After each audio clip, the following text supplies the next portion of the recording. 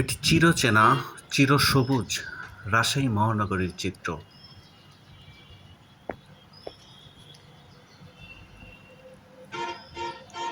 রাজশাহী মহানগরী সবুজ নগরী হিসেবেই পরিচিত। উপর থেকে দেখলে বোঝা যায় কি যে রাজশাহী অ্যাকচুয়ালি কতটা সবুজ।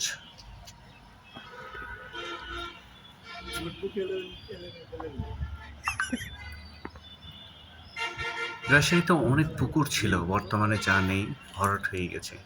দাঁড়িয়ে আছে পুরো পাট বাড়ি গো। বহুতল সব ভবন। ওইদিন আমি একসময় সর্বোচ্চ 2 থেকে 3 তলা ভবন থাকলেও এখন 10 থেকে 26 তলা বা 23 তলা ভবনও নির্মাণ হচ্ছে এই রাজশাহী শহরে। ধীরে ধীরে শেষ হয়ে যাচ্ছে সবুজায়ন।